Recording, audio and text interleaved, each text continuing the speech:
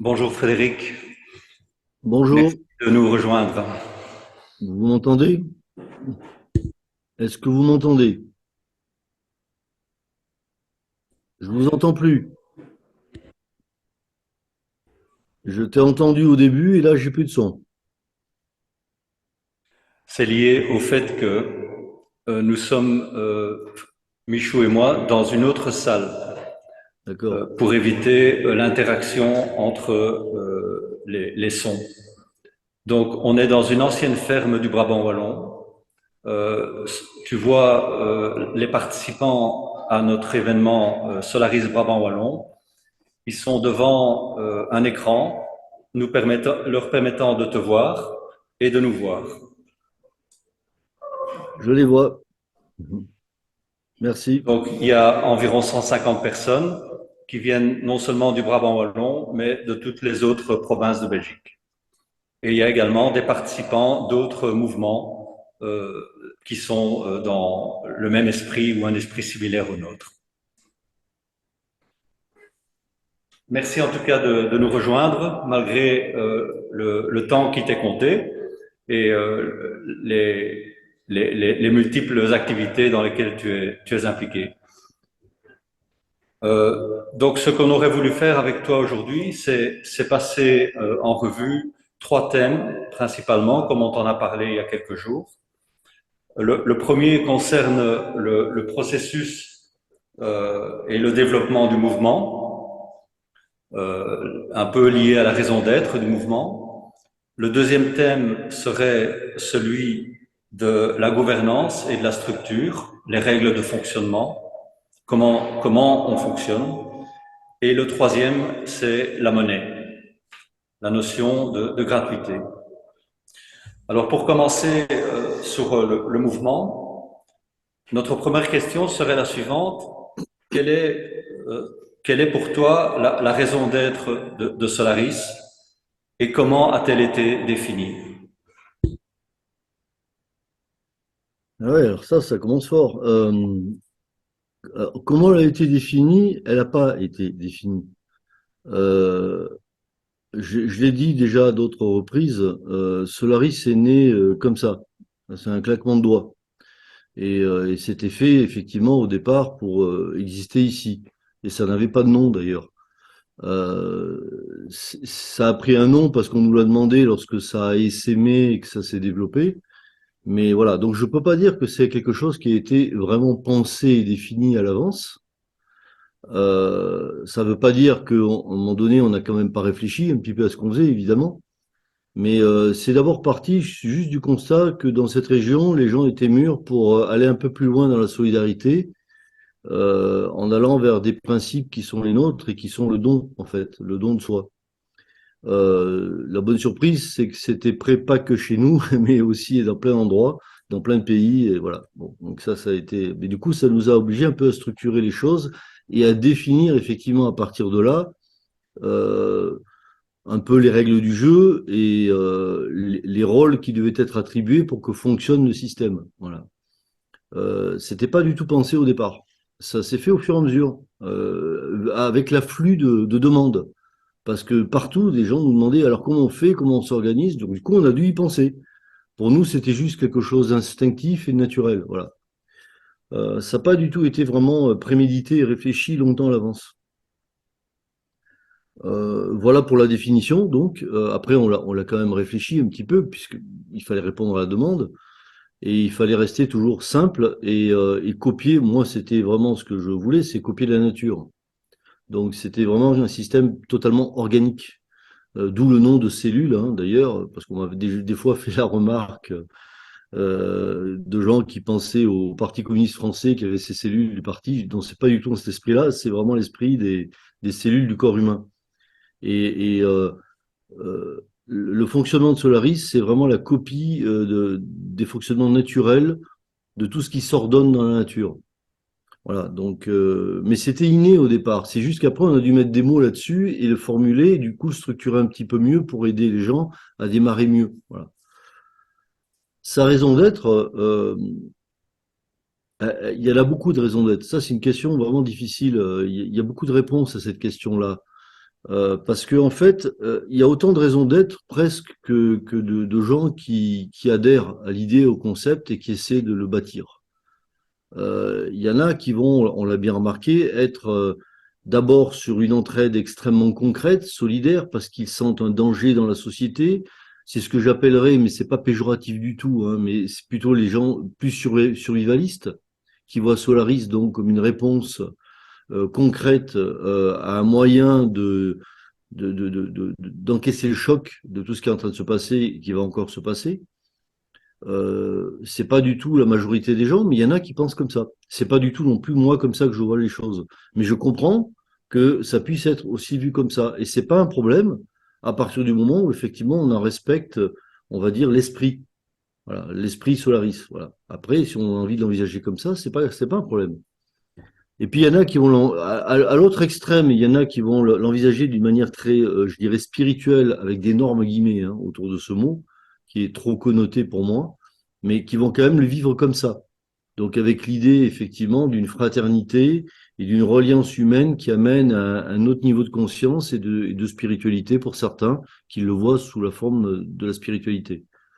Et puis entre les deux, aussi des gens qui sont un peu entre les deux, c'est-à-dire ils voient pas ça comme un euh, la raison d'être pour eux de Solaris n'est pas survivaliste, elle est simplement de concrètement s'organiser à vivre autrement, et en même temps ils sentent que ça fait appel à des comment dire à des stimuli qui vont les amener au-delà de ce qu'on a fait auparavant. Je dis pas nous Solaris, mais ce que les hommes ont fait auparavant. C'est-à-dire que il s'agit pas d'organiser une autre société, simplement il s'agit de faire naître à partir d'une braise quelque chose qui est en chacun une autre reliance, un autre regard à l'autre.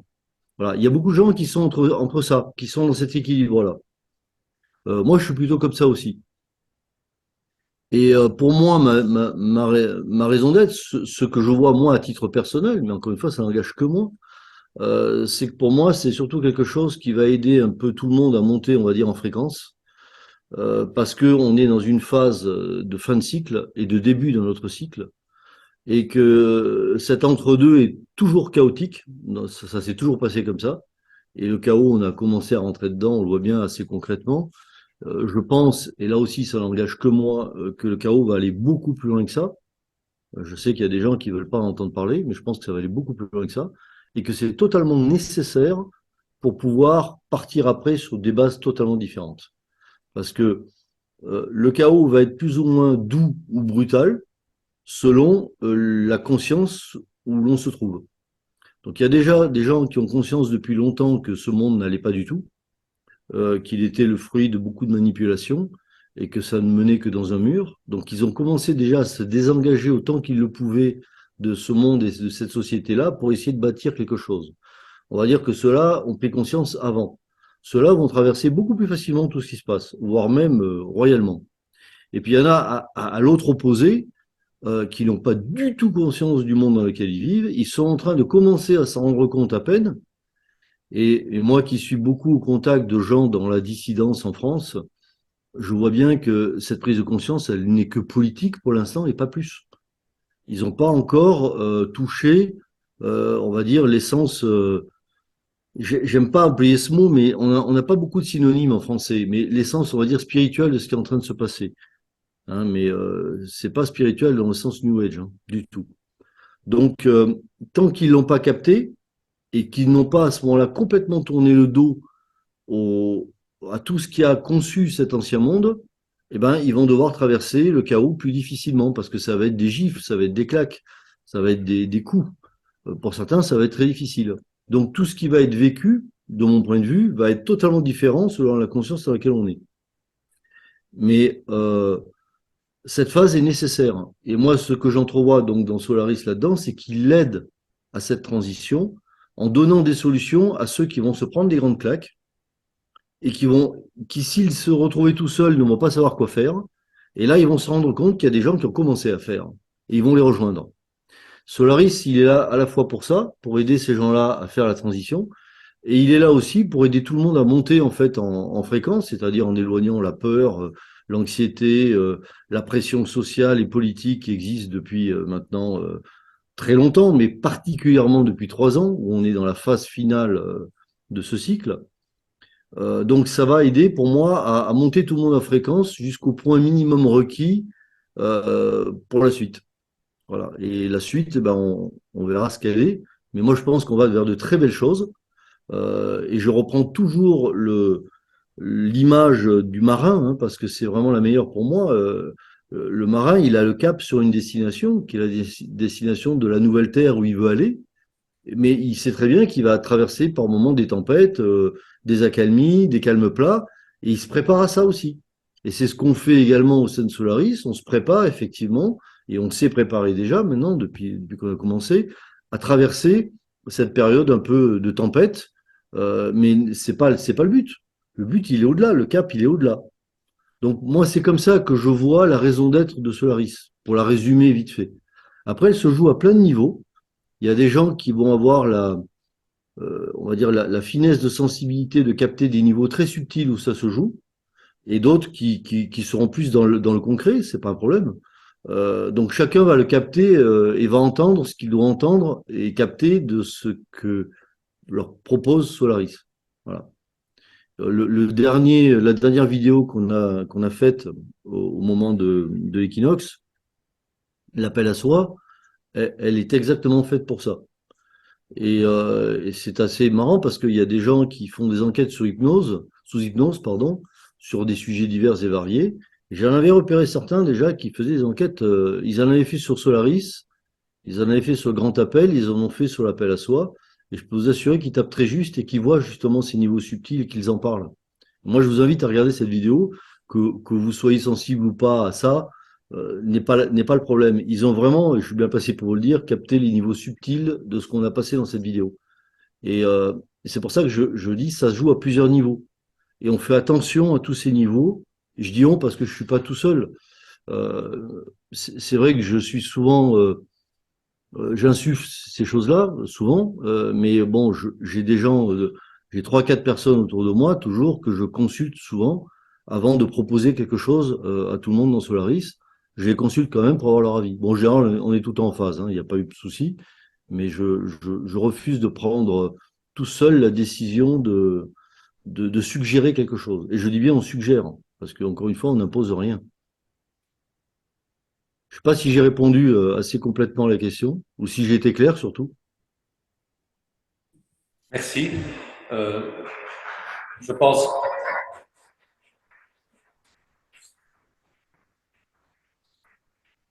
tu as l'écho de la salle. Alors, j'ai pas entendu le son de la salle, j'entends le tien là. Oui. Ouais, Donc, on je comprend vois. que cette raison d'être est aussi l'intégration de la raison d'être de tous les membres.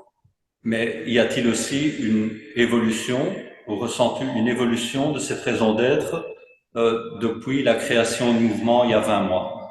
Oui, oui, tout à fait, parce que, comme je te le disais, le mouvement est né sans préméditation et sans réflexion en amont ou préparation en amont d'une philosophie et d'un système. Et de même, c'est au présent en permanence que les choses évoluent. Moi, je fonctionne comme ça. Je suis dans l'instant présent autant que je peux.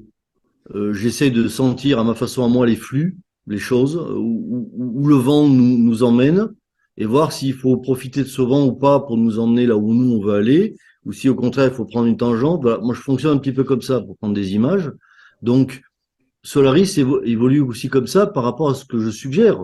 Mais encore une fois, tout le monde ne le fait pas. Chacun est libre par rapport aux suggestions qui sont apportées ou aux messages qui sont donnés.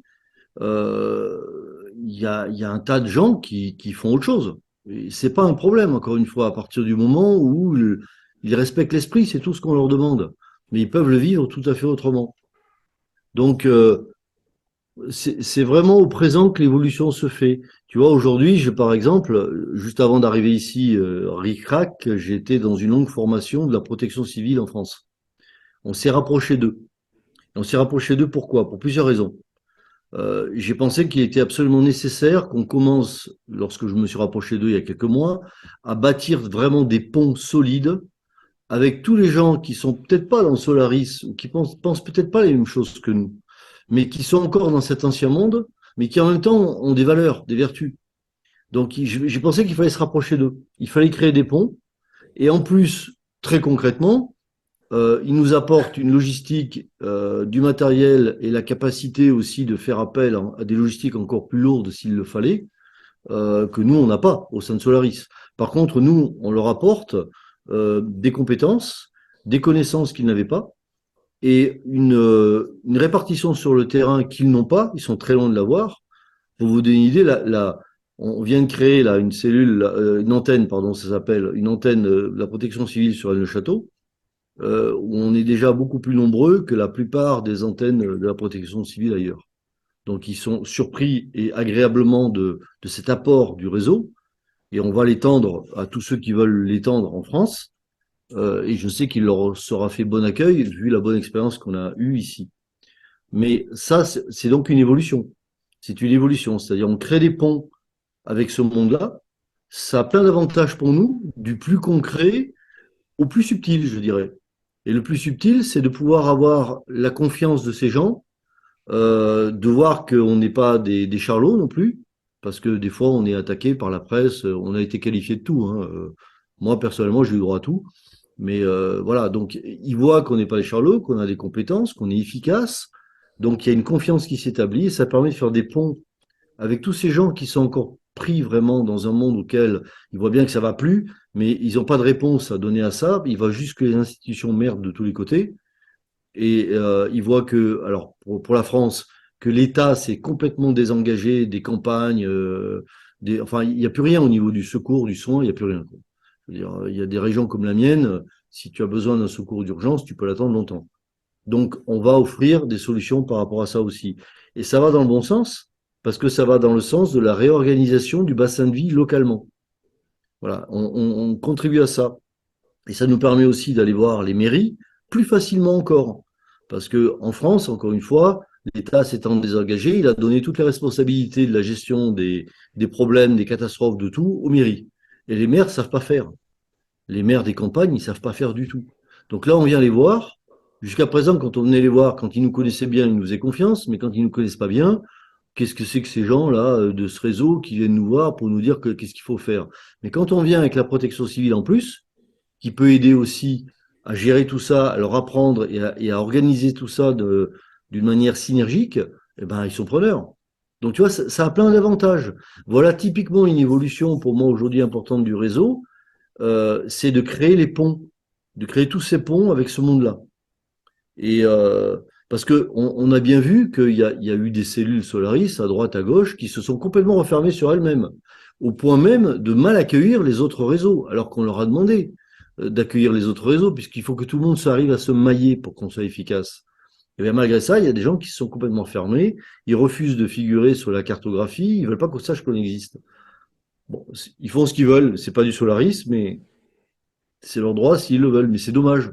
Voilà, donc on suggère plutôt des choses qui vont à l'encontre de ça. Voilà. Donc oui, il y a des évolutions en permanence, mais on peut pas les envoyer au jour le jour. C'est des flux, tu vois. Il y a quelques mois, il y avait une évolution on voyait qu'il n'était pas dans le bon sens, mais qui est totalement normal. C'était le second souffle, c'est l'âge de l'adolescence un peu, où on se cherche. Et le second souffle, il avait besoin d'arriver. Il y avait surtout les problèmes humains qui surgissaient un peu partout. Mais c'est normal qu'il y en ait des problèmes humains aussi au sein de Solaris, parce qu'il est le reflet de la société. Hein. Il y en a plein dans la société. Donc il y a des gens qui ont toujours besoin de reconnaissance, besoin de pouvoir. Ça existe aussi au sein de Solaris, qui ont essayé de prendre le pouvoir. Ça a posé des problèmes. Ça existe partout, ça, c'est normal. Donc il y avait tout ça, une impression de relâchement de la pression politique extérieure qui a fait qu'il y a eu un flottement à un moment donné. Mais encore une fois, c'est un cycle de vie normal.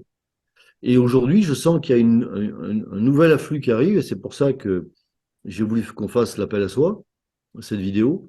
Elle est là pour passer plusieurs messages, parce que cet appel qu'il y a, qui est collectif, il est avant tout individuel. Donc c'est vraiment un appel à se retrouver soi. Il y aura des suites encore, il y aura des suites, il y aura d'autres évolutions. Mais là, déjà, c'est un appel à se retrouver à soi, à régler ses propres conflits intérieurs pour pas avoir à les projeter sur l'extérieur et le collectif. Voilà. Donc voilà typiquement des évolutions euh, qu'il convient d'amener au bon moment. Alors là, faut sentir l'air du temps, faut sentir où le vent souffle pour savoir à quel moment amener et insuffler ces messages-là. Tout en étant conscient qu'encore une fois, tout le monde ne les recevra pas de la même manière et certains les recevront même pas du tout. Mais c'est pas grave. Je dis toujours la même chose. Ce qui est important, c'est ceux qui ont conscience de tout ce qui est en train d'arriver, qui ont conscience que le monde de demain est terminé, il ne reviendra pas, et c'est tant mieux, que les institutions auxquelles ils ont pu croire ou vers lesquelles ils pourront encore se retourner aujourd'hui ne reposent que sur rien, du sable, que tout est faux de A à Z, et qu'à un moment donné, ils sont obligés de se retrouver devant leur propre souveraineté. Bon, ben, si, j'ai compris, maintenant, je me retourne vers plus personne, je redeviens souverain, et je le fais avec ceux qui sont autour de moi. Et ce sont tous ces gens-là qui sont l'ossature solide du réseau, que ce soit en Belgique, en France, en Suisse, partout, au Burundi, ce sont ces gens-là. Et c'est pas grave s'ils sont minoritaires pour le moment, c'est eux qui vont permettre, le moment venu, d'être vraiment les piliers autour duquel les gens vont pouvoir se rassurer et eux-mêmes développer leur propre souveraineté. Parce qu'on va arriver à ça va venir. Merci. Et donc, on peut en tirer comme conclusion que les stades de développement dans l'évolution du mouvement sont différents selon les cellules et selon les régions ou les types Absolument, absolument. les types d'environnement, la ruralité ou les villes par exemple. Oui, tout à fait. Et puis on voit même une disparité au niveau des régions qui vient probablement de mentalités différentes, de cultures différentes. Globalement, en France, le réseau est très bien organisé et vivant sur une bonne partie de la France, qui va de la Bretagne en descendant sur tout l'ouest, le sud de la France. Bon, l'extrême sud-est, c'est un peu compliqué, il y a beaucoup de problèmes humains, mais là aussi, ça correspond à une mentalité. Et puis en remontant vers les Alpes jusqu'à l'Alsace, c'est solide. Et puis le centre-nord, on va dire, de la France, eh ben, ça a beaucoup plus de mal à prendre. Il existe quand même, mais souvent les gens se désespèrent d'être peu nombreux et d'avoir du mal à mobiliser. Voilà. Donc c'est une question, je pense, de culture, de mentalité, de plein de choses, mais c'est pas grave parce que tout le monde est conduit de toute façon à bouger et il faut faire avec ceux qui sont prêts là où on est prêt, c'est tout. On n'a pas l'ambition d'envahir le monde, donc on fait ça avec qui veut bien. Ok. On va peut-être passer à la deuxième partie, celle qui Oui. concerne la gouvernance et la structure. Dans les messages que Solaris passe, on insiste sur l'absence de hiérarchie, voire de structure. Et donc la question, c'est comment s'organiser dans une cellule ou entre les cellules pour collaborer ou mener des projets ensemble sans un minimum de structure. Quel serait Ben, ce minimum en termes de gouvernance? je vais te répondre par une autre question. Tu es avec un petit groupe d'amis à toi, vous êtes, je sais pas, 6-7, on va dire. Vous avez décidé vous êtes en train de faire un chantier collectif, je sais pas, vous travaillez à aider un copain à refaire les pièces de sa maison ou fabriquer un escalier, ce que tu veux. Comment vous vous organisez? Est-ce qu'il y a un chef? Non, c'est pas la peine. Il y a juste des compétences qui sont réunies et chacun va faire naturellement ce pourquoi il est le plus compétent. Et s'il y a un point spécifique, par exemple, je sais pas, il faut toucher à l'électricité à un moment donné, et l'un de vous, bah, il se trouve qu'il est électricien ou qu'il a de bonnes connaissances d'électricité, bah, très naturellement, vous allez lui faire confiance. C'est exactement comme ça que doit fonctionner Solaris. On n'a pas besoin de chef, et d'ailleurs, c'est très important qu'il n'y en ait pas, parce que ça aussi, ça contribue à aller au-delà des programmes, des programmations personnelles de chacun, et je peux vous assurer qu'elles sont costauds, parce que je le vois régulièrement. Vous ne pouvez pas imaginer le nombre de fois où il est revenu vers moi des demandes d'assistance. Au secours, il y a quelqu'un qui prend pouvoir là, ça va pas et tout. C'est des programmes. Mais pourquoi ils viennent me le demander? C'est à eux de régler le problème. Et ça ne devrait pas exister, ce problème. Voilà, donc c'est. Et ils finissent par le faire, d'ailleurs, tôt ou tard. Ou alors ils s'en vont, ce qui est dommage, mais enfin, c'est leur choix. Donc, si tu es avec ton petit groupe d'amis, bah, le travail se divise de lui-même. Celui qui est le plus doué au tournevis, il va servir au tournevis. Celui qui va servir du rabot, voilà, c'est une question de compétence. Solaris, les groupes, les cellules Solaris doivent fonctionner de la même manière. Ça veut dire qu'il peut y avoir des leaders à des moments ponctuels, comme celui qui connaît l'électricité. Au moment où tout le monde doit bosser sur l'électricité, bah, c'est lui le leader parce qu'on lui fait confiance. Donc on écoute ce qu'il a à nous dire et à nous apprendre et à nous transmettre. C'est pas pareil qu'un chef, un leader, hein. C'est celui qui insuffle une dynamique et un savoir au moment où on en a besoin. Voilà. Et les coordinateurs, quelque part, des cellules peuvent être des leaders aussi. Ce serait bien que ça tourne de temps en temps. Et ils se plaignent très souvent du fait que ça tourne pas assez, parce que pas assez veulent prendre ce rôle, qui n'est même pas une responsabilité. Mais ils peuvent l'être, les coordinateurs, s'ils savent insuffler une dynamique sans jamais imposer leurs décisions ou sans jamais imposer des règles du jeu qui soient les leurs. Je dis ça parce que parfois ça arrive. Et ça, c'est une prise de pouvoir. Et elle ne devrait pas avoir lieu. Si elle a lieu, bah, c'est au groupe de dire attends, là, excuse-moi, mais là, tu dérapes un peu, est-ce que tu t'en rends compte ou pas? Bon, s'il s'en rend pas compte, il peut corriger. S'il s'en rend compte et qu'il s'obstine, c'est qu'il a besoin de ça. Auquel cas, c'est pas son rôle. À ce moment-là, on le change. On dit, bah, écoute, désolé, ça va être un tel qui va coordonner parce que ça va pas, tu dérapes. Et ça demande effectivement des prises de position, ça demande de pouvoir s'affirmer. Donc, bref, ça demande de pouvoir se dépasser à chaque fois et d'apprendre à travailler ensemble sans agresser l'autre, sans entrer en conflit, etc. Et quand le conflit arrive, parce que ça arrive parfois, et qu'il perdure, parce que l'autre ne veut rien entendre, c'est ce que je me tue à dire, ne perdez pas votre temps. Si quelqu'un ne veut pas et bloque tout le monde, ben vous lui dites, désolé, tu t'en vas. Quand tu seras un peu plus prêt à venir travailler avec nous, tu reviens, tu es bienvenu, mais là, tu t'en vas. On veut plus te voir parce que c'est pas possible. Ça, faut pas hésiter. On est bienveillant a priori, mais on n'est pas tartignol. On va pas laisser bloquer toute la vie d'une cellule parce qu'il y a une personne qui emmerde tout le monde. Je prends les mots qu'il faut, mais c'est ça. J'ai assisté il y a très peu de temps à une réunion de plein de coordinateurs en France et au Québec ensemble. Et en fait, pendant 1 heure, ils ont discuté de comment concilier ces problèmes. Est-ce qu'il fallait pas nommer des facilitateurs, trouver des compétences et tout. Et moi, à la fin, je leur ai juste dit, pourquoi vous vous prenez autant la tête?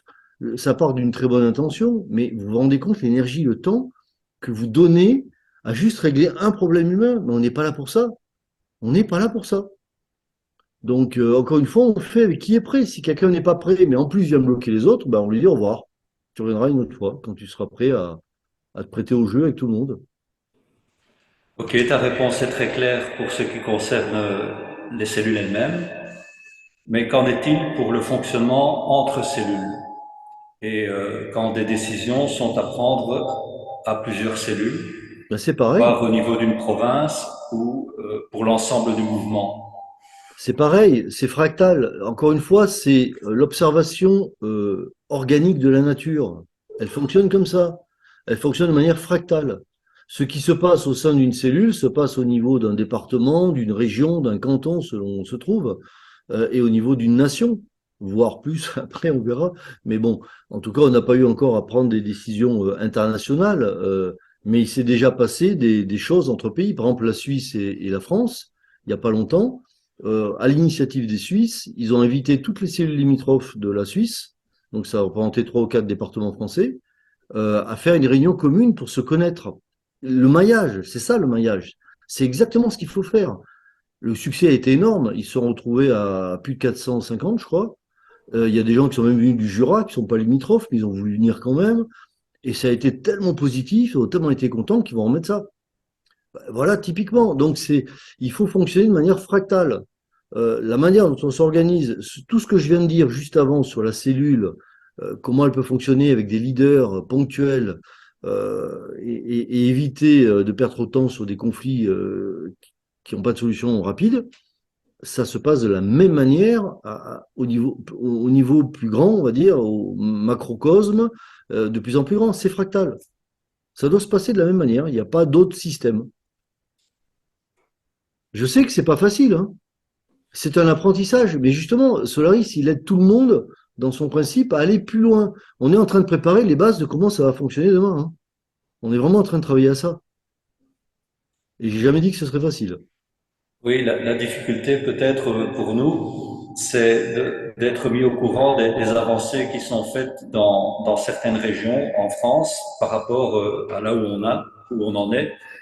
Et ces avancées nous seraient peut-être utiles. Comment ça se passe aujourd'hui dans le sud de la France au niveau de l'intercellule? au niveau Alors, d'un il y a deux département? questions. Il y a deux questions. Alors, d'abord, quand on a des choses intéressantes pour tout le monde, on les publie. En général, on utilise le canal Solaris France. Si ça concerne tout le monde, on le publie. Donc, le canal Solaris France, il est censé être vu aussi par les canaux belges, suisses, etc. De même que nous, on regarde les canaux belges, suisses, etc. Donc c'est un moyen déjà d'être au courant d'avancées ou de propositions ou d'outils mis à disposition de tous. Voilà, c'est déjà un moyen. Ensuite, c'est les contacts directs humains. Comment ça se passe chez nous? On a fait régulièrement des réunions dites intercellules, en fait. Alors déjà, dans les milieux ruraux, on le fait tout le temps. Pourquoi? Ben parce que dans un village, des fois, ben moi je vois ici, on est 90 habitants. À côté, il y en a 300, de l'autre, il y en a 200. Bon, en fait, ce qu'on fait, c'est qu'on fait souvent une réunion à plusieurs villages. Voilà, il y a un peu de monde, mais pas tant, mais c'est tout à fait bien. Donc déjà, on a l'habitude. Ensuite, on a créé au niveau départemental des réunions intercellules déjà. Voilà. On l'a même fait à des niveaux interdépartementaux. Après, ça reste des bassins de vie. On n'a pas fait des réunions avec les gens de la Lorraine à l'autre bout de la France, c'est vrai. Mais jusqu'à Montpellier d'un côté, Toulouse de l'autre, ça fait quand même déjà quelques centaines de bornes. Ben, c'est des gens qui se sont réunis, qui se sont rencontrés, qui se sont vus. Voilà. Et on le fait autant qu'on peut. Alors, comme on ne peut pas le faire souvent avec l'ensemble des cellules, on le fait au moins avec les coordinateurs des cellules, parce que déjà, ça représente assez de monde. Et les coordinateurs de cellules s'efforcent de passer le truc. Mais encore une fois, tout le monde est bienvenu. C'est pas le problème. Après, c'est un problème de pouvoir accueillir tout le monde à un moment donné. Voilà. Donc, nous, on le fait comme ça régulièrement. Et dans les endroits peu densément peuplés, c'est ce que je dis, les réunions, quand elles se font, c'est entre plusieurs villages, toujours, tout le temps. Merci. Au niveau des outils, pour communiquer en interne cellule ou avec d'autres cellules, l'outil de base aujourd'hui est Telegram, comme chez vous en France. La question qui vient lorsque les activités se multiplient au sein d'une cellule ou même dans une province comme la nôtre, dans le Brabant wallon, c'est qu'il y a énormément d'informations dispersées sur tous les fils Telegram que l'on doit suivre en fonction des activités. Et donc, jusqu'à quel point est-il utile, requis, possible de se doter d'un outil IT qui soit plus performant, une plateforme web en open source par exemple, permettant à une cellule ou à un groupe de cellules d'être beaucoup plus efficace dans l'avancée de ces projets et dans le partage d'informations. Bah, si vous avez envie de le développer, développez-le. Et puis faites-en profiter tout le monde. Après, moi, je suis prudent avec tout ça. D'abord, je rappelle toujours que le plus important, c'est la rencontre physique. Parce que pour que le réseau fonctionne, il faut que les gens se connaissent de village à village, autour d'eux. C'est ça le plus important. Les outils ils nous permettent d'aller vite et d'aller plus loin, tant mieux, tant que ça marche, et peut-être que ça marchera toujours, hein. Donc on verra bien, tant mieux, on les utilise. Attention aussi à la dispersion. On a le même problème chez nous, hein, rien que dans le 11, dans le département 11 de l'Aude, là, je ne sais pas combien, moi-même j'en sais rien, je ne sais pas combien de canaux il y a d'informations thématiques euh, sur l'eau, l'énergie, etc. Il y en a, mais une pléthore, une pléthore. À l'arrivée, il y a des centaines et des centaines de canaux ou de groupes. Moi, je dis toujours, perdez pas trop votre temps quand même à créer toujours un peu plus de choses qui vous perdent devant vos écrans en permanence. C'est pas là le plus important. Maintenant, chacun s'organise encore une fois comme il veut. Mais je suis d'accord qu'il n'y a pas de vraie centralisation des données parce que nous-mêmes, déjà, on n'est pas un système centralisé.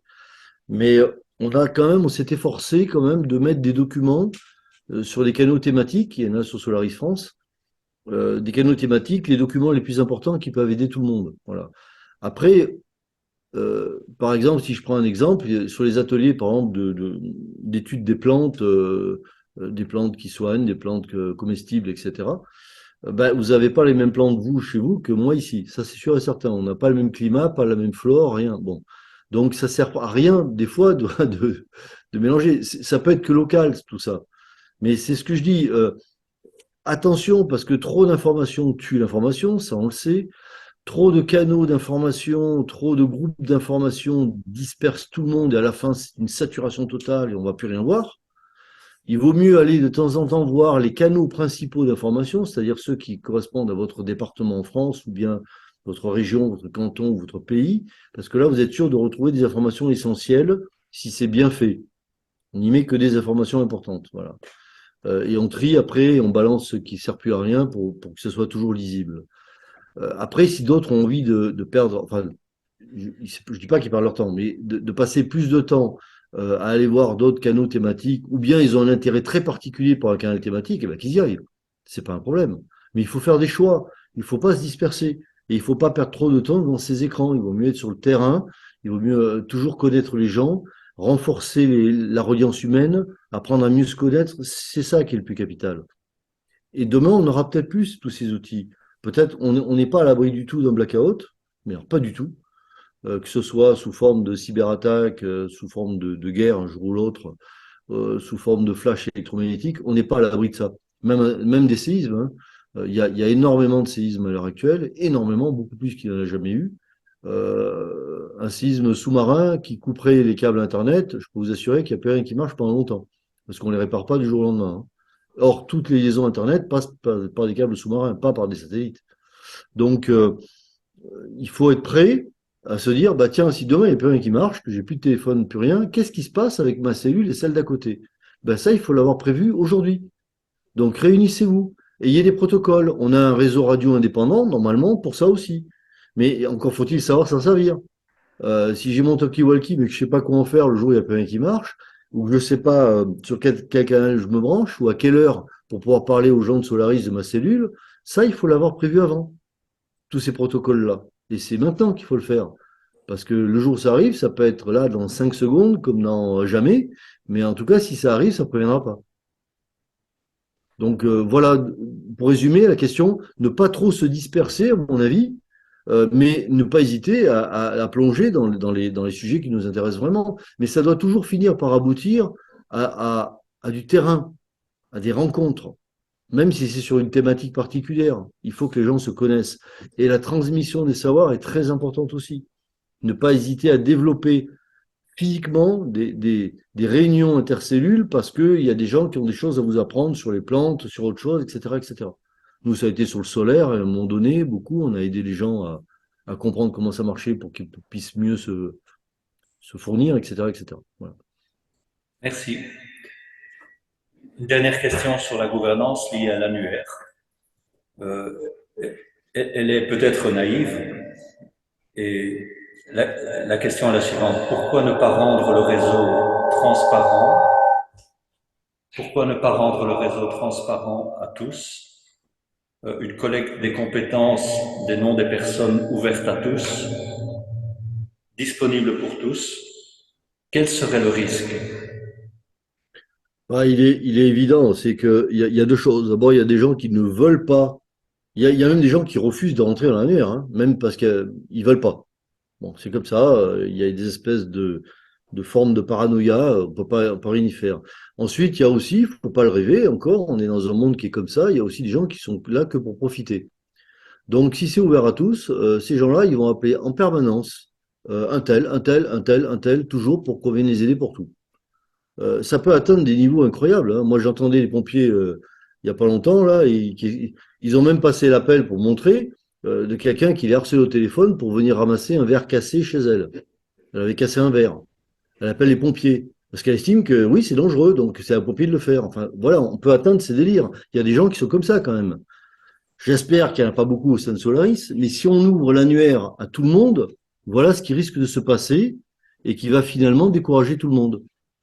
Donc il faut vraiment faire attention à ça et je pense que conserver un annuaire qui ne soit géré que par quelques référents,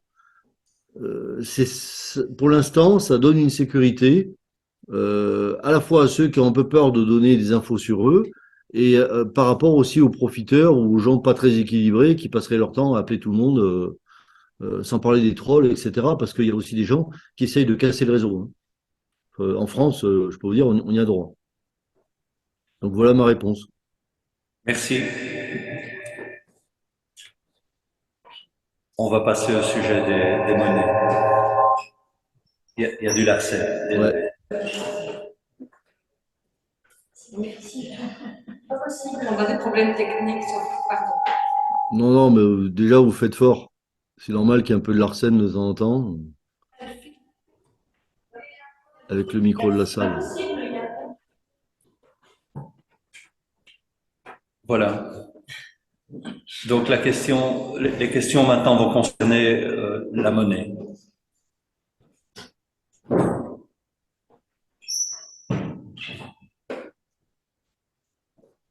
Donc, dans quel cadre le message de la gratuité est-il promu? Est-ce uniquement dans la perspective d'une préparation à un effondrement progressif ou est-ce plus général dans la mesure où l'argent, c'est de l'énergie et ça cristallise nos réflexes d'action, réaction profonde? Donc, est-ce que c'est uniquement en préparation que la gratuité est promue et donc à moyen long terme ou c'est déjà maintenant? En fait, c'est ni l'un ni l'autre, en fait. La gratuité me paraît extrêmement importante parce qu'elle nous permet d'aller plus loin dans la reliance à l'autre, encore une fois. C'est-à-dire qu'on est amené au sein de Solaris, si on joue vraiment le jeu, à faire pour un parfait inconnu exactement ce qu'on ferait pour son frère, sa sœur, sa fille, son meilleur ami, etc. On va donc l'aider de la même manière, on lui demande rien. On a on a en général noué une relation en plus riche de ça.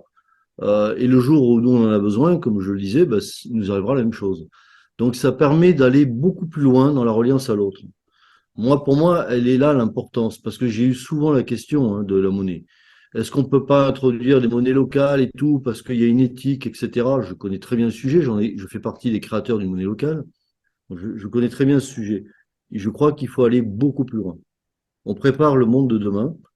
À un moment donné, ce monde existera sans argent. Je ne dis pas que c'est tout de suite, mais à un moment donné, il existera sans argent.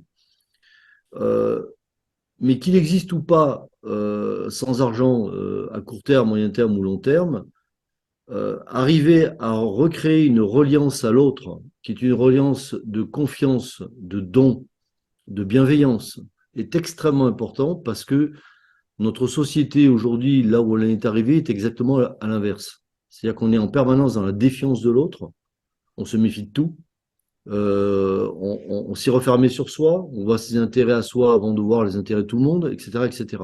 Et ça a été voulu bien sûr. Hein. Le monde est bâti comme ça par quelques-uns depuis des siècles, et on arrive là à une espèce d'apothéose complètement folle, qui d'ailleurs est en train de se révéler. C'est vraiment un grand cirque. Mais je pense que vraiment, si j'ai toujours dit non, non, même les monnaies locales, même la june, même le sel, même le troc, ça reste un échange commercial. C'est un échange. Moi, c'est pas de l'échange que je voulais proposer, c'est du don. Et alors, on peut dire, mais c'est complètement utopique, tu vas te faire avoir, tu donnes, tu reçois jamais. Ben, c'est pas vrai. Je le vois bien sur le terrain. J'ai plein de retours. Les gens donnent, ils ne demandent rien. Mais un jour ou l'autre, ça leur revient d'une autre manière. C'est l'autre qui va avoir besoin de quelqu'un et ça répond de la même manière. Et je peux vous assurer que partout où des gens sont sortis de la mouise parce qu'ils étaient dans un problème important, ponctuel d'un coup, bah, je veux dire, ça enrichit tout le monde, hein, y compris ceux qui ont donné. Hein. J'ai vu des familles sortir de la détresse en moins de 24 heures, alors qu'ils étaient dans une mouise pas possible. Ça s'est fait tout seul, quoi. J'ai vu des gens isolés dans des petits hameaux au fin fond de la Bretagne, avec un impératif euh, absolu de devoir se déplacer d'un coup pour une urgence alors qu'il s'occupe d'une vieille mère malade qui ne peut pas rester seule parce qu'elle est lourdement médicalisée et qu'elle a besoin d'une présence qui est professionnelle autour d'elle, eh ben, j'ai vu la réponse arriver en moins de 3 heures parce qu'en fait la compétence était dans le village même, mais le gars ne le savait pas. Et elle est arrivée par Solaris. Donc ça enrichit tout le monde parce que tout le monde se dit, mais alors ça existe, c'est possible. On m'a aidé, on m'a rien demandé et tout. Ça change les valeurs. Ça fait un switch à l'intérieur. Ça déprogramme quelque chose. C'est pour ça que ça c'est vraiment un des sujets sur lesquels je reste toujours le plus rigide là-dessus. Encore une fois, je peux pas l'imposer, hein. Je suis sûr qu'il y a des gens qui utilisent des monnaies locales dans Solaris quelque part ou du troc. Je suis sûr que ça existe. Mais moi personnellement, chaque fois qu'on me le demande, je dis non. Non, parce que vous n'allez pas faire le switch. Vous n'allez pas déprogrammer ce qui est programmé. Donc pour moi, c'est vraiment important ce concept-là de la monnaie. Ce qui ne veut pas dire, là aussi je précise, que si demain il faut acheter par exemple du matériel radio, évidemment ça s'achète. Donc il faudra bien le payer à ceux qui le vendent. Ça c'est normal. D'accord, voilà, faut pas tout mélanger non plus, hein. Donc,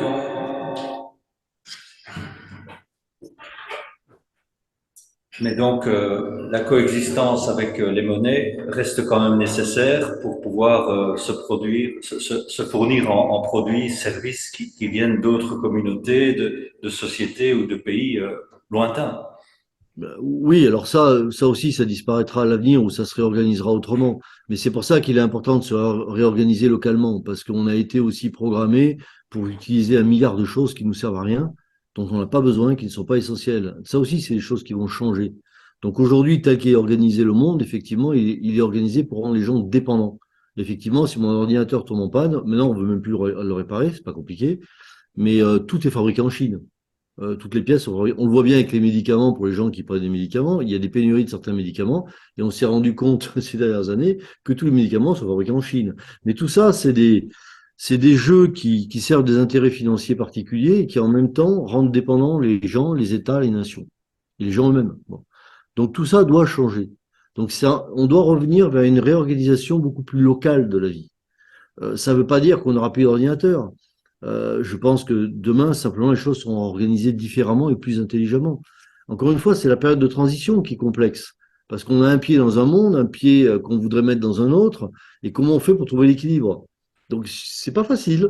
Et ça demande à chacun, enfin, ça impose déjà à chacun des contraintes qui lui sont particulières en fonction de comment il a organisé sa vie jusque-là. Donc, c'est des choix. C'est des choix à faire. Mais c'est des choix qui sont pas si coûteux que ça. Et je rappelle que de toute façon, on ne pourra pas y couper. Parce que si on ne prévoit pas par nous-mêmes, avec intelligence, bonhomie et bienveillance, ça va nous arriver comme une gifle dans la tronche. On va se le prendre d'un coup, comme ça, paf. Et c'est ce qui va arriver à beaucoup de gens. Comme aujourd'hui, il y a déjà beaucoup de gens chez nous qui ont perdu leur emploi, qui ont perdu plein de trucs, suite aux 3 ans de mascarade qui viennent d'avoir lieu. Mais c'était les gifles qu'il leur fallait pour comprendre dans quoi ils étaient rentrés et qui du coup en sortent. Voilà. Donc voilà, pour moi, les monnaies, oui, on coexiste toujours. On a besoin d'acheter de la farine pour faire du pain, on a besoin de l'acheter. On va pas voler le boulanger, bon, ou le meunier. Mais c'est une transition. Voilà. Il faut commencer à s'habituer aussi au don. Et l'économie du don, si j'ose parler comme ça, elle est réelle et elle existe. Et on se rend compte qu'elle est très enrichissante et qu'elle ramène quelque chose à soi aussi. C'est pas quelque chose dont on se défait quand on donne. En fait, c'est un véritable échange, le don, mais c'est un échange à un niveau subtil, spirituel, on va reprendre encore ce mot. Voilà.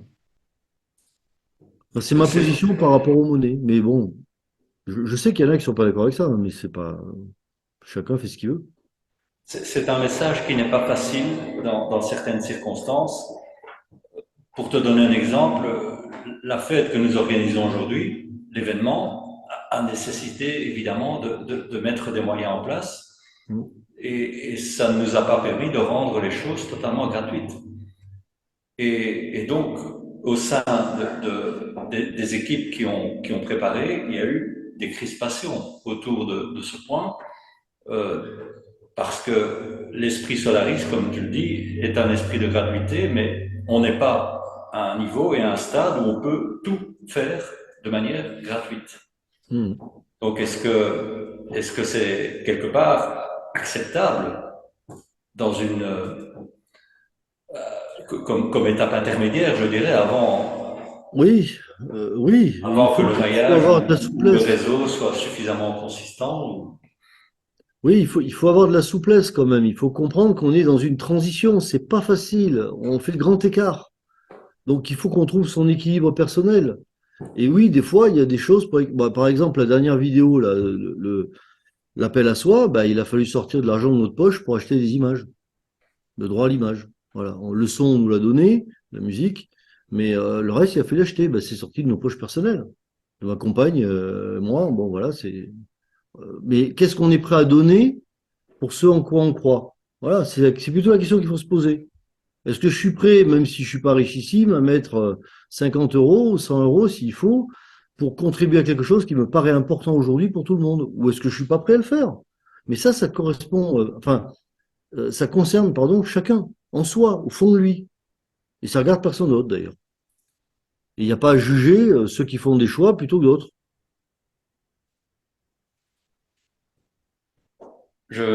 Merci pour cette réponse. Dans un groupe, et je sors des trois thèmes de base que l'on a évoqués jusqu'à présent, c'est une question complémentaire qui est venue.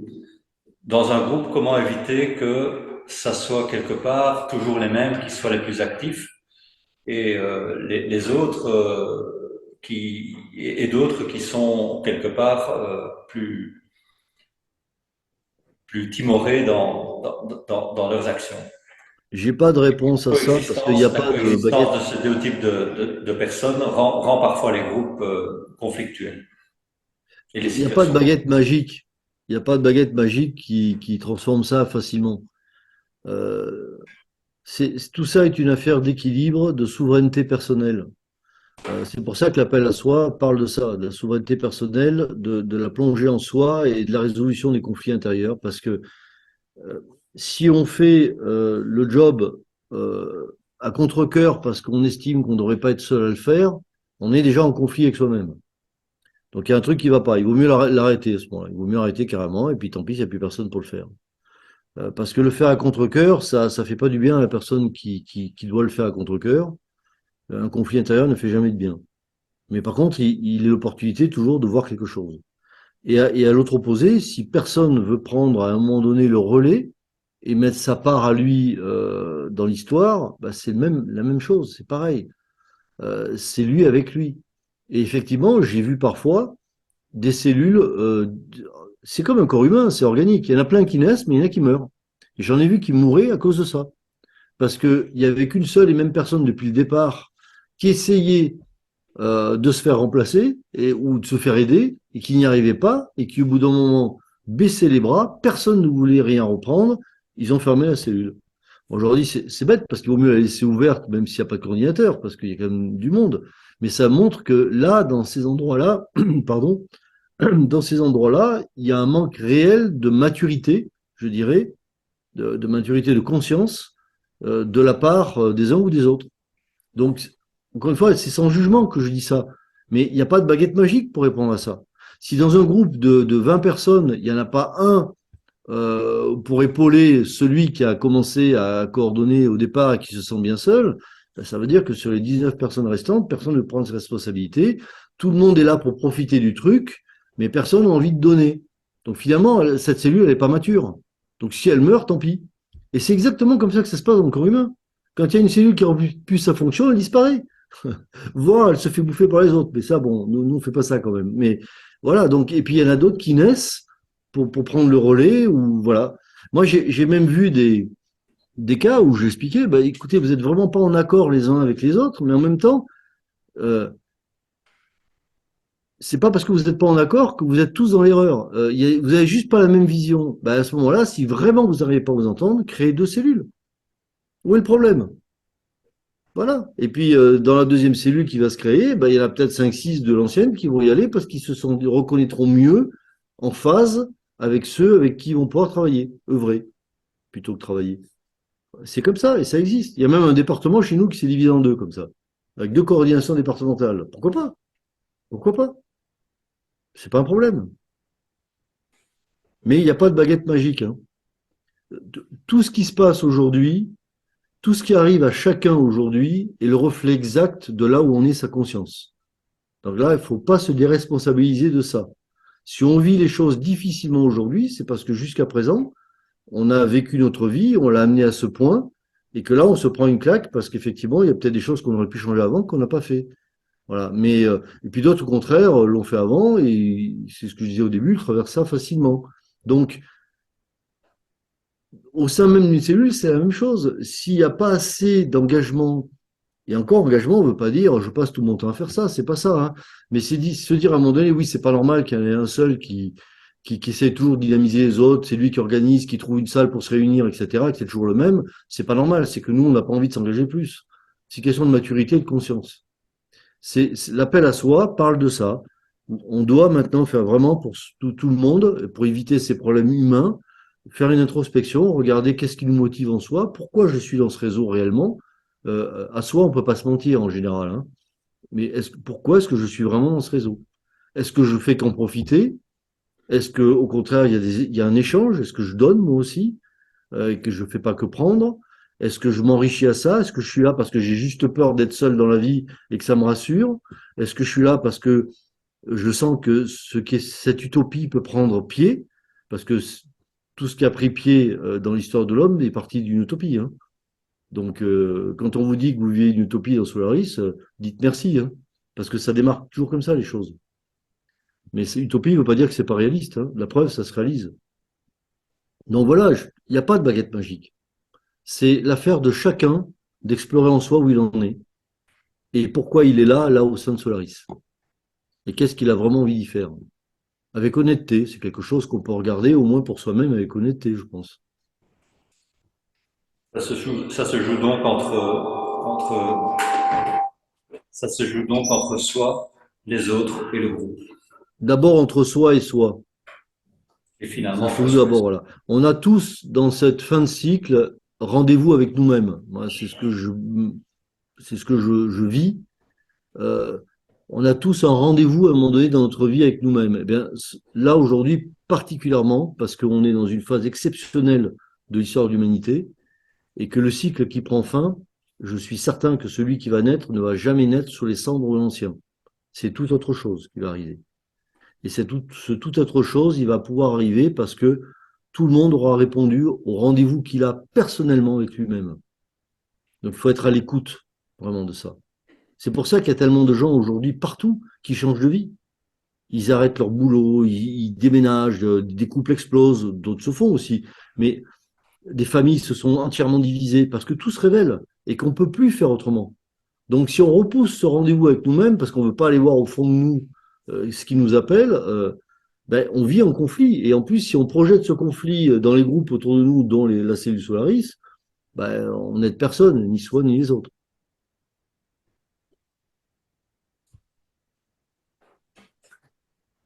J'ai plus ça. Merci. Ouais. On arrive à la fin du temps imparti. Il est bientôt 18h30. On a peut-être une dernière question.